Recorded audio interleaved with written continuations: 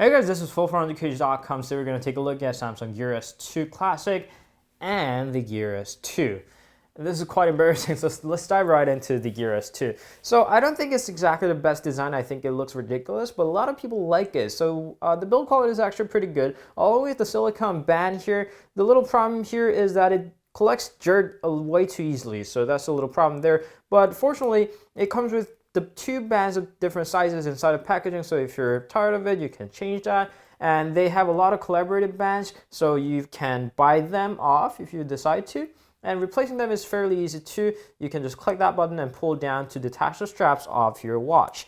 So that's really easy. And the S2 Classic is more to my favor in terms of design. It resembles a more classical wristwatches, as the name implies, and there's a little wheel that the little cog wheel looking wheel there that's really easy to use, and I think it looks pretty good in the same time, but not a lot of people like it. But anyways, there. And the paint job on the Gear S2 Classic is not exactly the best that we've seen. We found some smudges on our review unit, and we have heard the reports of the same event on the others as well. And it's simply not exactly the best looking paint job code on the Gear S2 Classic. But on the back as well, it's got a little hole that allows the heart rate monitor to read your the blood vessels, and you can see a little PCB panel behind it. You can see a little motherboard behind it. They should have done a better job at hiding it, but it's the rear part. Maybe it shouldn't really matter that much. What matters is the straps.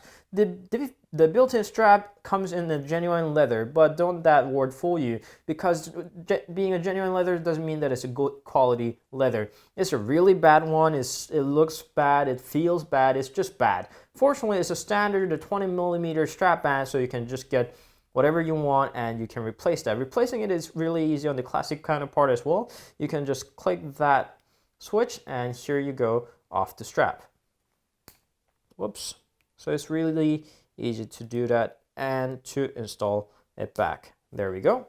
Now the wheels are the biggest differences between the two devices, aside from the design differences. The Gear S2's wheels are kind of a bit slippery and very smooth, but the S2 Classic has this cogwheel looking wheel, which is really easy to control, and because you can actually feel the friction with your wheel and your finger. And I don't exactly like the way it feels, but there are opinions that they like the smoother wheel better, so maybe it's just according to the taste of everybody's own. Now, both of the screens are above average. They have a pretty good legibility and a pretty good resolution. Of course, the LG Urbane 2nd Edition has even higher screen resolution, but we don't think it should be a matter of a problem, especially on a wristwatch. They're pretty good. And as a Samsung's first ever circular smartwatch, we think it looks and works pretty good, those displays, those AMOLED displays. As a matter of sound, only Gear S2 has a 3G version. Gear S2 Classic doesn't have the 3G version, nor do they have a plan to release it further after, as of time of review right now. Both of the versions, neither of the versions, and the Bluetooth versions, cannot answer the phone calls. You wouldn't want to talk on these guys, but having those are actually quite useful sometimes, especially when I'm doing my dishes and when there's a call on my phone, I just answer them through my watch. But these don't have it. You can tell your phone to answer the phone, but you'll be having to use your phone to answer the call, unless you have a Bluetooth headset connected to it. So there's that, a little shame on that, and you can listen to music via these guys because they have a 4 GB of storage. 4 GB might not sound a lot, and they are not.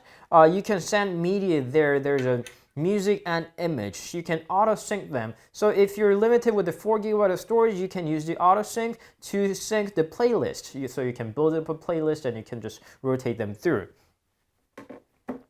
If you multi-pair your Bluetooth headphones with your watch and your phone, because these actually have a function on their own. They come with the function of Bluetooth there. It's not only that they connect via Bluetooth, but they get to have their own Bluetooth headset. So here we can go to Bluetooth, and here we go with the Bluetooth headset. So I've connected my Bluetooth headset here and on my phone, so I can listen to music here and on my phone. I can answer my call on my watch and on my phone in the same time. They're kind of tricky. It depends on the Bluetooth headset, the way you do it, but they're usually tricky, but once you do it, it's worth the hassle. So there's that. The gear software and the wheel actually works pretty well. You can just scroll them through. It's only scrolling, but it actually changes the whole entire way you use your smartwatch. This is 2015. You wouldn't want to touch on your wrist with your finger. That's not cool anymore. So you can scroll them through very gently and smoothly with your wheel, and you have to touch it. So that's one thing that I don't like. I can scroll them through like a magic, and then I have to touch it. I wish there was a little OK button so I don't have to touch my screen every time I want to do something. But maybe that's to the level that you wouldn't need a touchscreen at all because you have all the buttons. What's the matter with the touchscreen? But I don't know. I think that's going to be easier for me to use it.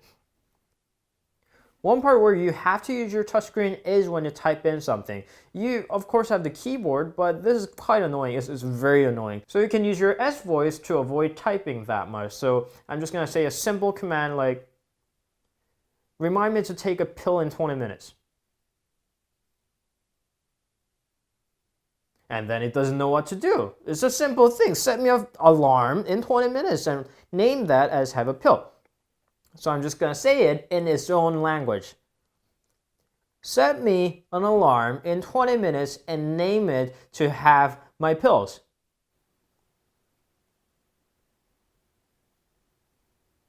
Okay, my alarm is set. Okay, that's great. So I have to speak in its own language instead of having my natural language. So this is a terrible thing. You wouldn't want to use your S voice that often.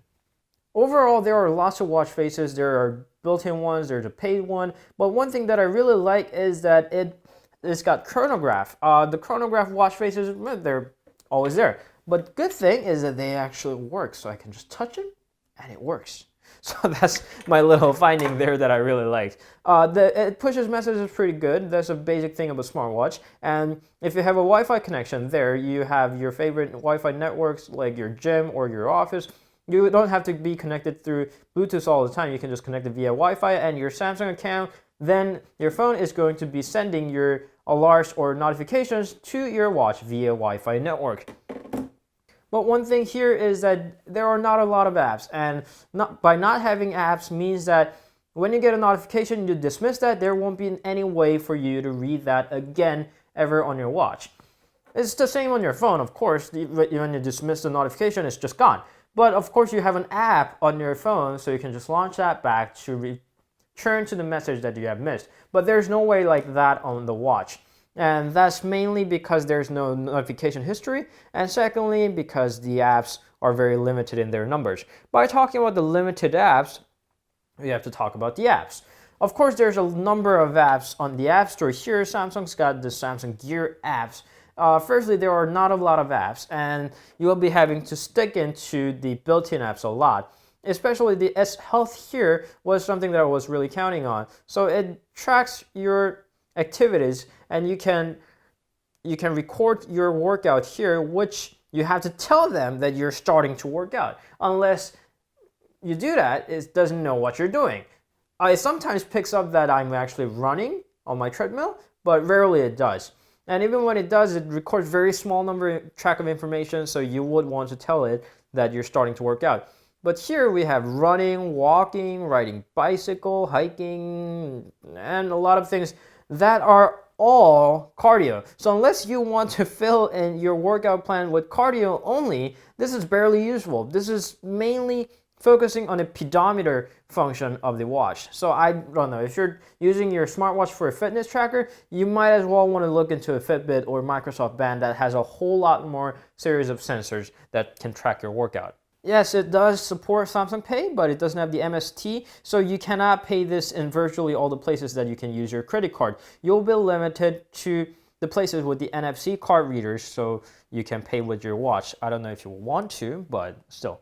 The battery-wise, if you're using it lightly, then you can get into 2 days. If you're using a little bit more hardcore than that, you can use about a day and a half with this guy. That's not exactly enough. Unlike the previous Samsung smartwatches, they finally support the wireless charging. The previous one has the weird looking dog that just breaks the clips, but finally we're done with that. and it's actually following the PMA standard. So if you happen to have a PMI standard charger, you can use that to charge your watch. That's not exactly suggested because if you're having Gear S2, it doesn't lie the flat down on the floor. So you would have to take your band off every time you want to charge on your third-party charger. So that's not exactly suggested there. I'm just telling you that it works. Now, this is by far the best series of smartwatches that Samsung has ever created. We really like it. We really like the Gear Fit. I think this is the second greatest watch since the Gear Fit that Samsung has ever launched. But there are a lot of things that they can fix. They can make the battery better. They can make the Bluetooth version to have a speaker built in so we can talk into it. And fitness tracking definitely needs some workaround. So there are a lot of things that we can see right now that they can fix. So I don't know, this is still a cool watch, but would you want it today? I'm not exactly sure, because we can definitely see how much better second generation is going to be. Until then, this was the Gear S2 and the Gear S2 Classic, and we'll get back with the review very soon with the other gadgets, so stay tuned, and we'll see you guys later. Bye.